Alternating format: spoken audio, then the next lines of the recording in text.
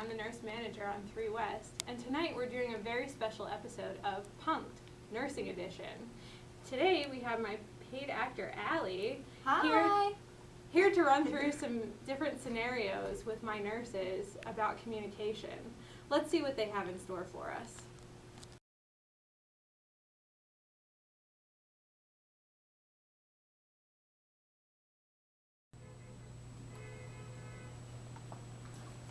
So how was your weekend? It's pretty good. I went to the mountains, did some skiing. Oh wow.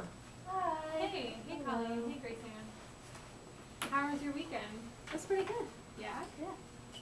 What's going on? Oh, we have a really crazy day on the unit today. Colleen, you have a patient in room 1, Mr. Humpty Dumpty. Heads up, he's a major falls risk. And Grace Ann, you have a very important client in the VIP suite. Mr. Justin Bieber is here. He sprained his wrist, broke his wrist actually, after the fall from the stage Alright, at this weekend's concert. so let me call you back. Amy, hi, how are you? Good, how are you? Good. Your assignment today is Miss Monroe. Miss Monroe. She doesn't speak any English. Oh, okay. Gab, Hi. you have the patient in room 4. Okay. She's a little intense, but it'll be okay. I'm sure you can handle it. Got it. And Christina, I have you on 2 patients. You have one patient in room 7 who is getting a ton of IV medications, and then we have a new admit coming at 10:30. So I just wanted to let you know that that's what you're in for today. I'm gonna drink some more coffee. Me too. Well, let me know if you guys need any help on the unit. Thanks. Good luck.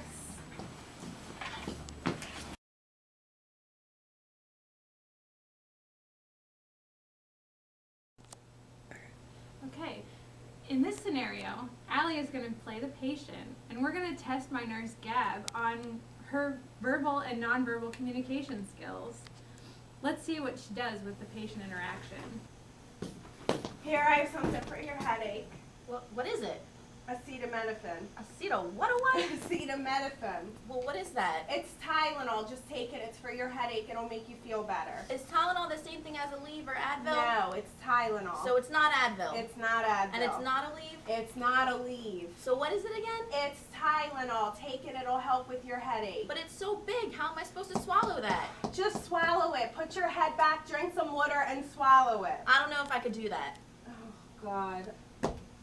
Is there anything else you can give me? No, that's all we have for your headache. Can you crush it for Is me? it gonna make me itch? No, it's not going to make you itch.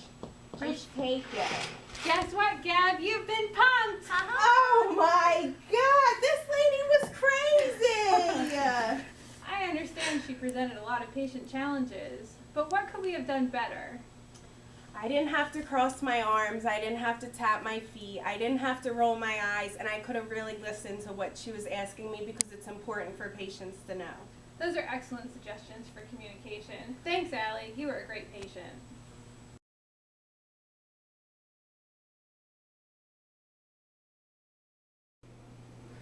In this scenario, Allie is going to play our overambitious tech.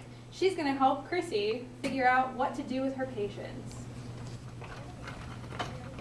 Oh, hey, Chrissy. How are you? Are you I'm alright? incredibly busy right now. I gotta go give this IV push. I got a new admit. I'm so behind in charting. I'm sorry. I don't have time to stop and talk. Do you want me to do something? I can give it IV push. Are you sure? Yeah, what is it? Protonics. Do you Sure, ever give give it it to before? me. Give it to me. Yeah. All right, thank you so much. Oh, you're welcome. So I'm gonna take the full one and switch it out with the empty one, and then when I go talk to her, I'm gonna tell her I put it up the nose.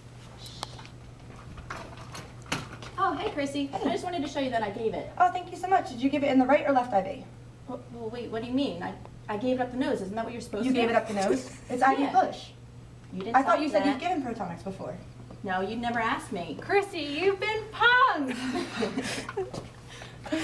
So in this scenario, Allie was our overly ambitious tech who accidentally gave a medicine in the wrong place. Chrissy, what could we have done better? Well, I guess when delegating, I could have made sure that I had the right task, circumstance, person, communication, and supervision. Those are all important things to remember when delegating.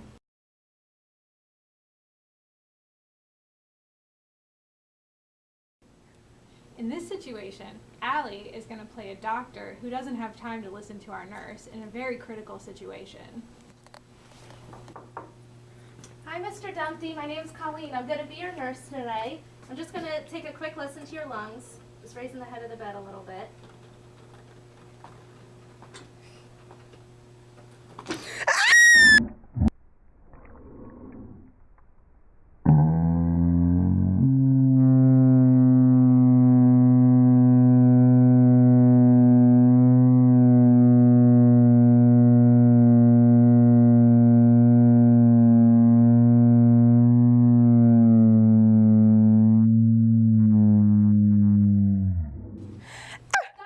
Dr. Ely, you have to go in room 1. There's something really wrong with Mr. Dumpty. No, Humpty Dumpty, he's fine. I'm telling you, just go in there and see him for 1 minute. There's an emergency. You have to go in there. We need a doctor. Colleen, who's the doctor? You are, and we need you in there. Ain't nobody got time for Nurse, this. you got punked.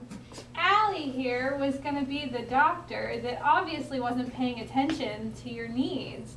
You have to be empowered when you're talking about a patient that's in an emergency situation. Come across with the most critical information first.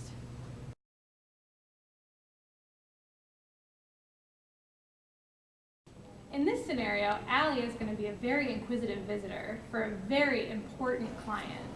Oh my god, oh my god, oh my god. Have you heard anything about Justin Bieber being here? Well, actually, he's my patient and I'm taking care of him. Oh my god, I love Justin Bieber. I've been to like 5 of his concerts. Can you please tell me which room he is in? Well, I can't tell you that, but what I can tell you is that he fell off stage and he broke his wrist. Oh my god, is he okay? Hold it, hold it. You've been punked. Allie is a hired actress, and she came in pretending she was a visitor, and you gave away very important HIPAA-protected information.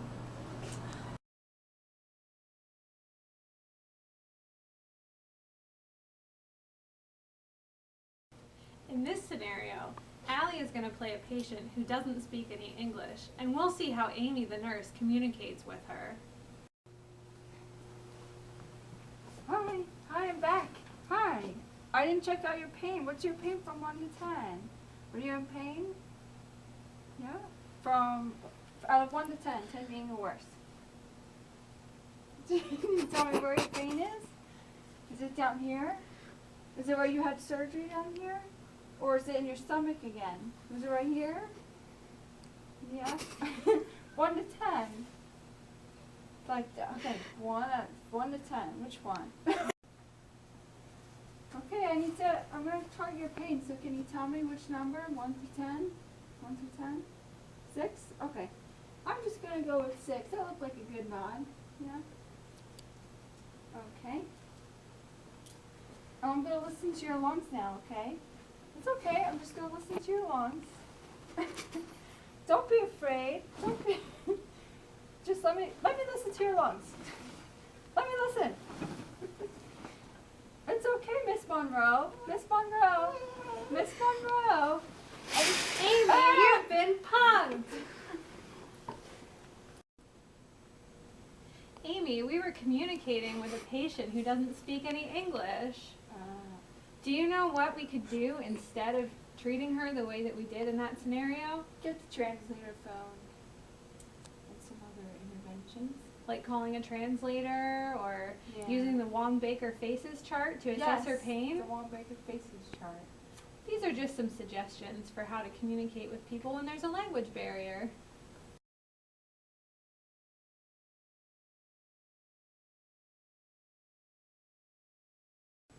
Okay, so here's the debriefing session after what we've learned today from our punked experiences. Gab, let's start off with you. What did you take home from this? I learned that gestures and facial expressions can change the intended meaning of a message. By crossing my arms, I appeared to be closed-minded. By tapping my foot, I was showing the patient I was impatient with them. My choice of words were inappropriate. A combination of my tone of voice and nonverbal clues delivered a bad message. Next time I will be attentive to the speaker, make eye contact, and provide feedback for them. Those are excellent ideas for improving your communication skills. I think they'll be great in practice. How about you, Chrissy?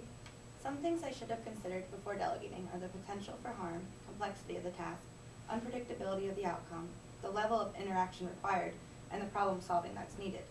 When delegating, I'm not only accountable for the patient, but I'm accountable to my peers, employers, and even the State Board of Nursing. To promote a better and safer work environment for me and my coworkers, I should refer to the state's Nurse Practice Act and delegate appropriately. Very good. That's a great message to take home.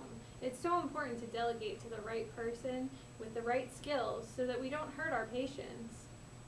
How about you, Colleen? I learned that it's important to establish effective and assertive communication between members of a healthcare team. As a nurse, I should feel empowered to speak up and advocate for my patients. I should organize my thoughts and emotions and present the most vital information by using the SBAR technique. Very good.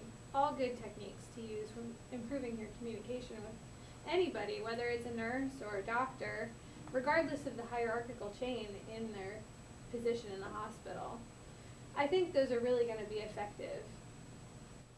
How about you, Grace Ann? HIPAA is a serious issue.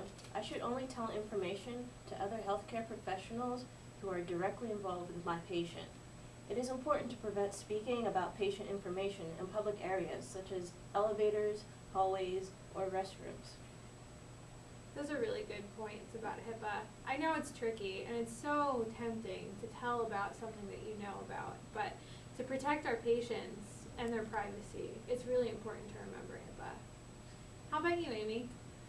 I learned that communication is a key component to effective healthcare with not only the patient, but doctors, nurses, physicians, physician assistants, everyone, nurse practitioners, patients, patient families.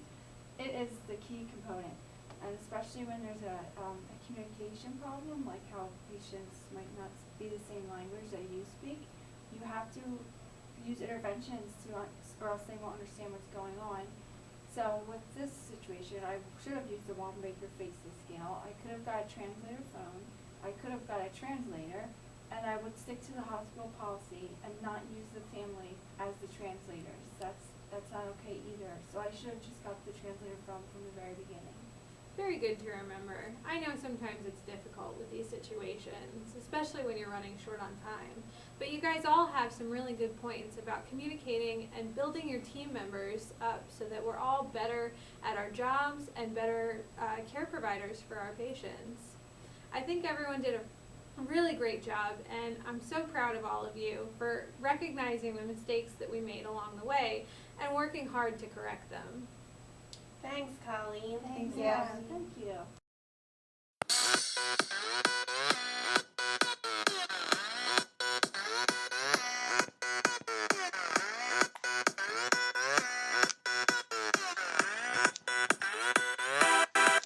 Communication, verbal and nonverbal clues when you're talking to patients and coworkers too. Don't roll your eyes or tap your fingers. You look bored, you have to verbalize. You have to listen, guys. What you do is describe behavior so they know, hey, so they know, hey. And then you describe its impact so they know.